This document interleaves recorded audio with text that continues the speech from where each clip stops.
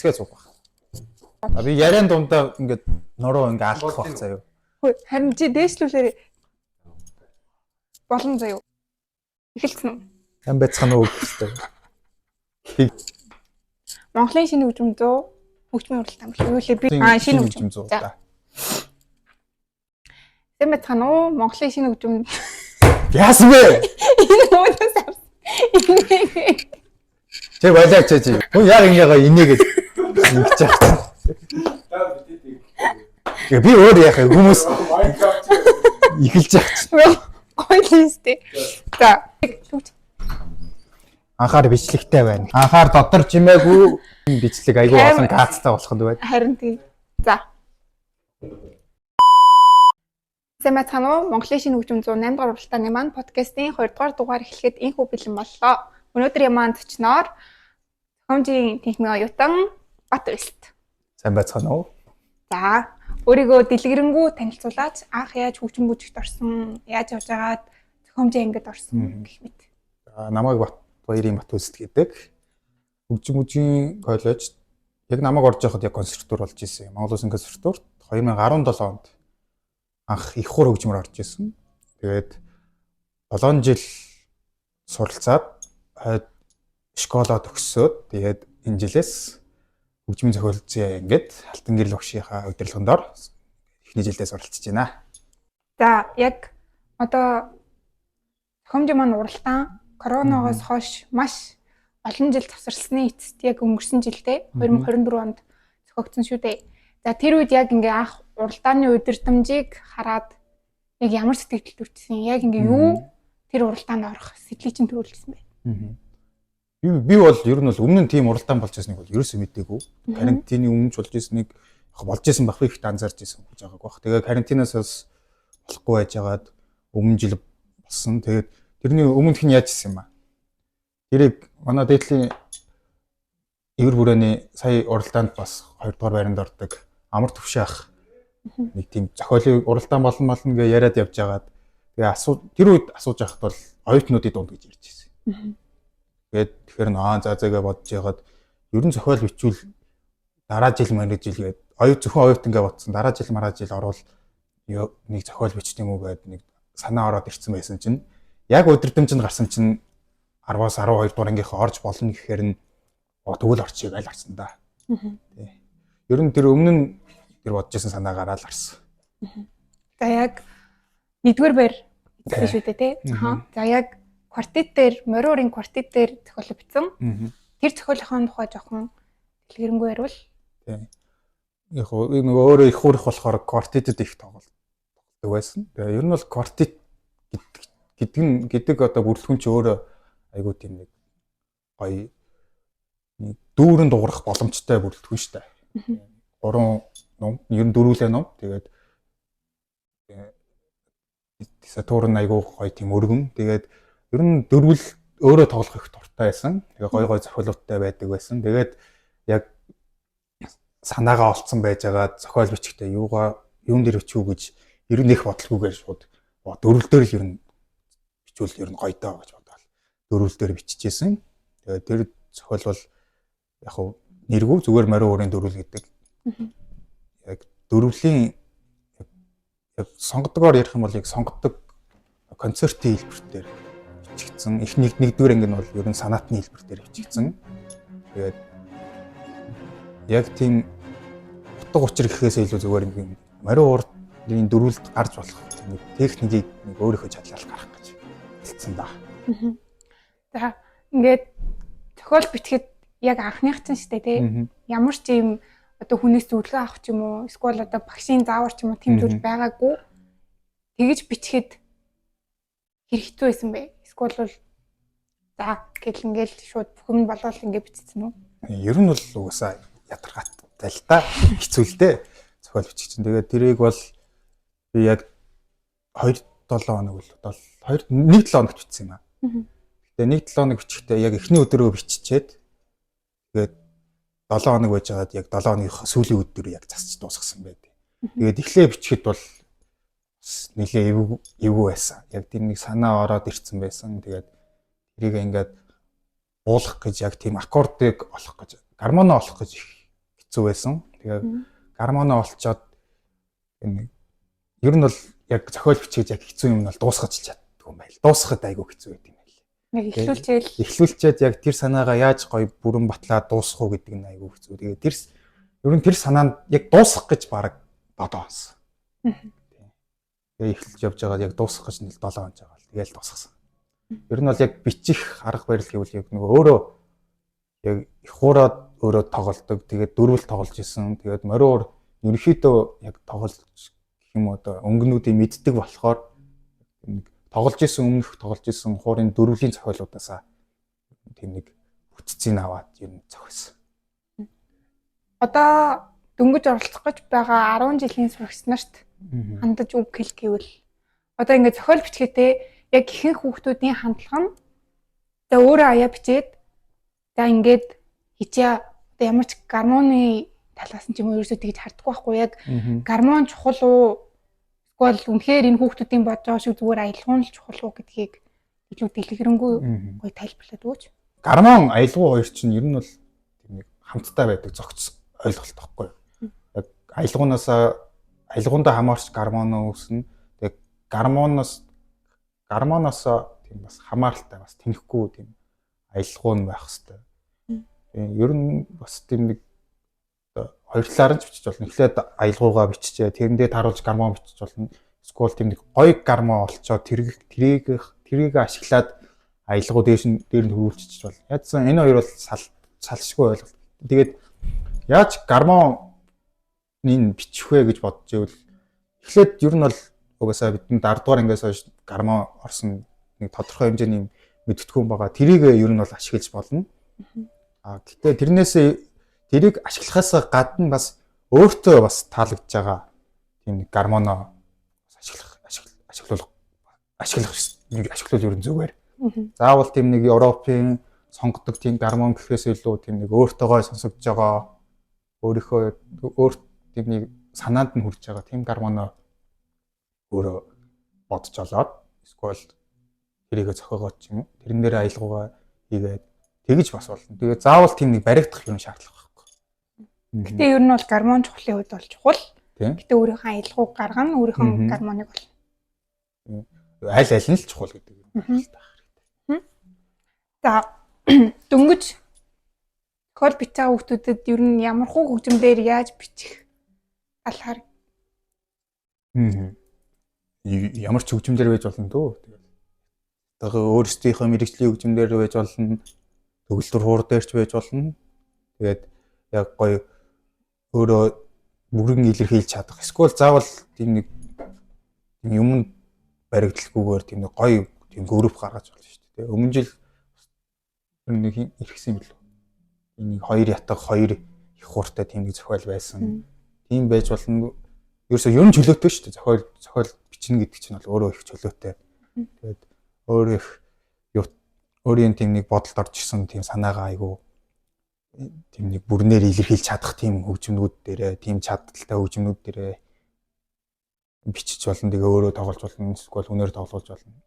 Гэхдээ ер нь нэг юм хэлэхэд ер нь бол яг тийм нэг гадаад тийм сонгодог төрлийн зохиол мөхөөлө гэхээсээ илүү ер нь бол манай сурагчд бол яг тийм Монгол тийм зохиол ер нь бичсэн дээр гэж бодож байна. Бид нь бүгдээрээ л ер нь зохиол хөгжмүүд дээрээ бас угаасаа гадаад зохиол тоглож байгаа. Тийм юм чинь заавал тийм нэг гадаад гэхээс илүү яг тийм Монгол яг тийм нэг мэдрэмж одоо сэтгхүүгээ харуулсан тийм Монгол зохиол аялгаутай, гармонтой ч юм уу тиймэрхүү сэтвтэй зохиол бичвэл ер нь илүү зөв юм болов гэхин чашин чи одоо илүү гоё юм даа гэж бодож байна. Тэгснээс яг бичих застав яг бүх хөгжмнүүд гэхэд бол ер нь бол чөлөөтэй. Ер нь бол Монголынхон одоо урын санг нэмэх дээр л гэсэн үг шүү дээ. За Батбус ер нь ямар төрлийн жанрын дуу сонсдог вэ? Яг тийм дуулдаг яг орчин үеийн дуу юу? Ер нь тиймэрхүү юм нэг сонс. Дуу бол нэг сонсохоо байгаад ер нь үзчих. За тэгвэл яг юу сонсож одоо өөрийнхөө зохиолд inspiration авдаг вэ? Ер нь ойлгомжтой тэгэл 10-ны сонгодгууд, Европын сонгодгууд аманд хийсэн тэр талынхаа юмыг сонсно. Гэтэ миний хувьд бол яг сонсдог яг төрөл гэвэл яг экспрессионист тиймэрхүү модерн орчин үеийн талынхаа хөгжмүүдийг ер нь их сонсдог. Тэгээ мэдээж яг Монголынхаа хөгжмийн зохиолчдын зохиолыг ер нь их сонсдог. Монголын хөгжмийн зохиолчдын бүтээл бол маш гоё шүү дээ. Тэр эдийг л ер сонсдог та. За одоо 8 дугаар уралдаанд оролцох гэж байгаа. Эсвэл одоо ингээ орыг гэж чадахгүй яагаад байгаа хүмүүсэд гоё ингээ сэтгэлийн сэрэгтэл зөвлөгөөгөөч. Гоё сэтгэлийн өгч юм. Тийм. Ороод үзэлтэй. Үнэгүй шүү дээ. Тэ. Үнэгүй шүү дээ. Тэгээ үнэгүйгээсээ гадна те амьдрал заавал нэг шугамд баригдаад байх юм аль байхгүй шүү дээ. Юм болгонд юу н сорж үзэж явах хэрэгтэй. Чадна гэсэн итгэл төржээвэл шууд л үзэж явах хэрэгтэй. Тэ. Яа тийм нэг өөрөөс чинь юм гарах ч юм бөлөө, гоё аялал гарах ч юм бөлөө. Тэр нь тэгээд адаглаад тэр тайзан дээр гоё ингээд өөрийнхөө зохиосон юмыг тоглохыг сонсно, эсвэл өөрөө тоглоно гэдэг чинь айгуу гоё мэдрэмж юм байлээ. Тэр мэдрэмж бол айгуу гоё мэдрэмж. Тэр мэдрэмжийг бас авч үзүүл бас гоё шүү гэж хэлмээр байна. Тийм болохоор ер нь бол яг тийм эргэлзэж байгаа, эсвэл яг одоогүй хүмүүс байвал ер нь үзчихэд гимгүй шүү дээ. Үнэгүй шүү дээ. Ороход ямар ч хурамж авахгүй шүү дээ. Яа. Тэгээд азарсан ч юу юм бэ? Нэг айгүй тийм гоё бүтээл гарчвал бас байр дийцлээ те. Хөө бас гоё бүтээлтэй болчих ч юм уу те. Тэ. Ер нь ороод үзэхэд зүгээр. За. Энэ бол уламжлалт асуулт заяа. За. Одоо 7 жил одоо бэлтгэл ангитаа нийлээ бараг 8 жил шахуу их хуур тоглож байгаад гинт бакалаврынхаа түвшинд зохиомжийн анги руу шилжих тэр үе. Энэ их ботсон л да. Айгүй их ботсон. Яг тийм. Тэгээ тиймэрхүү тохиолдолд бол ер нь бол эхлээд өөрийгөө л ботсон байр л дээ. Бол эхлээд өөрийгөө л ботсон. Яг хөө тэр дараа нь муухай юм да. Гэтэ дараа нь тэр нөгөө багш магшийг гомдох талаар юм ботсон л да. Эхлээд бол өөрийгөө ботсон. Яг их хуур гэдэг хөгжмөөр цаашаа суралцах. Надаа өөрт мөн ирээд байгаа л үү. Тэгээд суралцаад ер нь ашиг байгаа илүү гэж бодоод яг хөө ер нь бол бакалаврт суралцах ашигтай л да. Хөгжмөрөө. Тэгээд ер нь цаашаа яг юугаар явах вэ гэж нэлээд бодсны эцэст ер нь бол зохиомж руу орсон. Зохиомж нь илүү сонирхолтой ирээдүйтэй. Тэгээд надаа ер нь таалагдахаар юм шиг санагдаад тэгээд зохиомж руу орсон. Тэгээд 7 жил сурсан хөгжмөө яг тийм шийдвэр гарах хүртэл бол хаяа явна гэдэг бол айгүй хэцүү байсан. Тэгээ яг шийдвэртэй гараад тэрэндээ яг бат тэгээд за ерөөсөө гарыг гэж бодоод гарцсан болохоор одоо л нэг тийм эргэж санах ч юм уу буцаж орё гэсэн бодол бол одоо л нэг байхгүй. Гэтэ ер нь бол сурсан л чинь те цаашдаа гоё хослуулаад 2 мэрэгжил ер нь бол эзэмшиж байна. Тий, ер нь бол 2 мэрэгжил эзэмшчин гэж хэлэхэд яг нь ер нь буруу тал байх л та. 7 жил школийн хүрээнд сурчаад бакалаврын төвшин суралцаагүй гэхэд бус хүмүүсээс угаасаа төвшин баг гэдэг нь ойлгомжтой. Гэтэ яг өөрийнхөө хүрээнд гэх юм уу одоо нэг цаашаа суралцахаасаа илүү өөр мэрэгжил сонгоо тэрүүгийнхаа төлөө тууштай явъя гэж бодсон болохоор одоо л нэг тийм харамсах юм бол байхгүй байгаа. За, одоо яг ингээд Батүст гээд хувь хүний одоо зохиомжоор сурж байгаа одоо зохиолч гэж тодтох шүү дээ тий. Яг тэр хүний стил нь юу вэ? Яг чиний өөрийн чинь стил. Өөрийгөө тодорхойл гэвэл. Яг одоо ер нь бол стилээ олох гол гэх юм одоо ер нь бол туршилтын байдалтай явж байгаа л да. Тэгээд ер нь эхний эдэн зохиолоо яг Алтангэрэл багшийн хэлсний дагуу ер нь бол жоохон сонгодог яг энгийн төрлийн зохиолууд ер нь одоогоор бичиж байгаа. Ер нь бол яг өөрийн хувийн одоо сонирхлоороо бол мэдээж эхлээд бол ер нь бол Монгол хөгжим бичнэ гэсэн хүсэлтэй байгаа. Тийм Монгол характертай, Монгол сэтгүүтэй те яг Шарав, Жанссан руу бэлэг жаргал эдгээр яг тийм ямар хөгжим бичдэг байсан. Тэрээс тэдний хөгжмөөс ямар яг Монгол яаж мэдрэгдэг байсан. Яг тиймэрхүү хөгжим бичнэ гэсэн яг эхний тийм нэг одоо тийм миний зохиох төрөл гэх юм уу тиймэрхүү. Тэр нь бол яг тиймэрхүү байгаа. Тэгээ яг онцгойлоод ямар стилтэй гэвэл ер нь бол нэлээд орчин үеийн хөгжим тийм экспрессионисттэй характерны тэгээд бас ерөнхийдөө атонол хөгжимд ер нь бол өөрөө сонсдог, өөрөө сонирхолтой болохоор тиймэрхүү тийм характерны гаргасан хөгжим бичих ер нь сонирхолтой. Тэгээ ер нь тэрийг стилээр барай явах байх гэж бодож байгаа. Одоохондоо олох гэж явж байгаа тийм өөрийнхөө төрөл чанарыг. За ингээд ер нь бол манай асуултууд дуслаа. Хамгийн сүүлд нь гой сургуулийнхаа сурагчид оюутнуудад хандаад үг хэлээд тэгээд гой манай уралдаанд ороорой гэж жоох уриалсан маягийн зүйл хэлээд хоёлаа подкастад тусгая. Ер нь бид одоо оюутан сурагч та бүхэн маань олон жил хөгжмөрөө сурсан те. Нэг хөгжим тийм хайртай хүмүүс аль эдийн болцсон гэж энэ бодож байгаа. Тийм болохоор ер нь хөгжимд хайртай хүмүүс юм чинь хөгжмөдөө зориулаад зохиол бичих. Хөгжмийнхөө төлөө бас тийм зүтгэх хэрэгтэй тий. Бас өөрийнхөө сонирхлыг ч бас олох юм болов тий. Тэгээд гоё хөгжим бичээд өөрийнхөө доторх сэтгэхүйг нээгээд хүмүүс түгээгээд тэгээд айгуу тийм уралдаанд оролцоорой л гэж үзье. Тэгээ Монголын хөгжим тухай тэгээд уралдаанд орцгоорой. За өнөөдрийн подкаст маань ингээд дуслаа. Дараагийн подкастаар уулзлаа. Түр баяртай.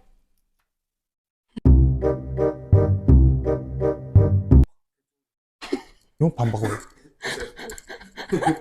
Хан.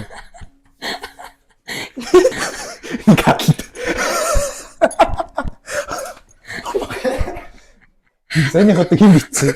Гармон аялгаа хоёр чинь ер нь бол байр ер нь хамт явж байгаа ойлголцтой. Тэгээ яг гармоноос дугуй ажилтаа би хойшоо жоохон саваад үзтээ юу сүртэй ээж.